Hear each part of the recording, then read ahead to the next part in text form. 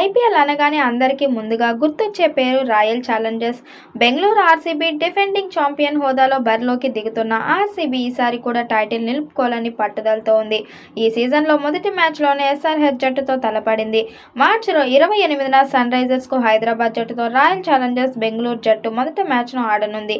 ఈ మ్యాచ్ బెంగళూరులోని చిన్నస్వామి స్టేడియంలో జరగడం ఆర్సీబీకి కలిసి వచ్చే అంశం.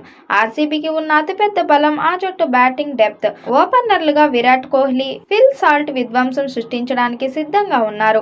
మిడిల్ ఆర్డర్లో రజత్ పాటిదార్, దేవదత్ పడక్కల్, వెంకటేష్ అయ్యర్ వంటి అనుభవజ్ఞులైన ఆటగాళ్లు ఉండటం జట్టుకు కొండంత అండ. జితేష్ శర్మ రూపంలో పటిష్టమైన వికెట్ కీపర్, ఫినిషర్ అందుబాటులో ఉండగా టీమ్ డేవిడ్, రోమారియో, షెఫర్డ్ వంటి పవర్ హిట్టర్ లోయర్ ఆర్డర్లో మెరుపులు మెరిపించగలరు. బ్యాటింగ్ పరంగా పటిష్టంగా ఉన్న బౌలింగ్ విభాగంలో ఆర్సీబీకి షాకులు తగిలాయి. డెత్ ఓవర్ స్పెషలిస్ట్ నువాన్ తుషారాకు ఎన్ఓసీ రాకపోవడంతో అతను జట్టుకు అందుబాటులో ఉండటం ఆలస్యం కావచ్చు. అలాగే ఎస్ దయాల్ వ్యక్తిగత కారణాల వల్ల జట్టుకు దూరం కావడం పెద్ద లోటు. ఇప్పుడు ఫేస్ భాగం మొత్తం భువనేశ్వర్ కుమార్, జాకబ్ డఫీ చుట్టూ తిరుగుతోంది. హేజిల్వుడ్ కూడా ఆరంభ మ్యాచ్లకు అందుబాటులో ఉండకపోవడం మేనేజ్మెంట్కు పెద్ద తలనొప్పిగా మారింది.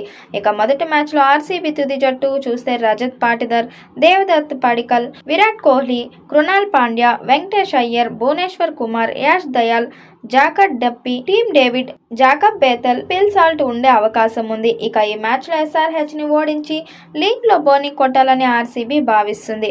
మిడిల్ ఓవర్లో వికెట్లు తీయగల వరల్డ్ క్లాస్ స్పిన్నర్ లేని లోటు స్పష్టంగా కనిపిస్తుంది. కృణాల్ పాండ్యా, సుయాష్ శర్మ ఉన్నప్పటికీ వారు ఎంతవరకు ప్రభావం చూపుతున్నారనేది ప్రశ్నార్థకం. దేశవాళీ సంచలనం మంగేష్ యాదవ్పై భారీ ఆశలు ఉన్న ఐపీఎల్ ఒత్తిడిని అతను ఎలా తట్టుకుంటాడనేది వేచి చూడాలి. మొత్తానికి ఆర్సీబీ బ్యాటింగ్ విభాగంలో టాప్ క్లాస్గా ఉన్న బౌలింగ్ పరంగా యావరేజ్గా కనిపిస్తుంది. ఈ బలహీనతలను అధిగమించి విరాట్ కోహ్లీ సేన మరోసారి మ్యాజిక్ చేస్తుందో లేదో చూడాలి. ఇక జట్టులో కొన్ని మార్పులు చోటు చేసుకున్నాయి. ఎస్ దయాల్ను కొన్ని కారణాల వల్ల పక్కన దూరమవుతున్న విషయం తెలిసిందే. అతడి స్థానంలో మంగేష్ పేరు పరిశీలనలో ఉంది.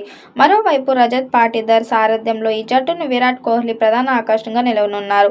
బౌలింగ్ విభాగంలో స్టార్ బౌలర్ జోష్ హేజిల్వుడ్ మొదటి కొన్ని మ్యాచ్ల్లో అందుబాటులో లేకపోవడంతో అతడి స్థానంలో జాకబ్ డఫీ బరిలో దిగనున్నాడు.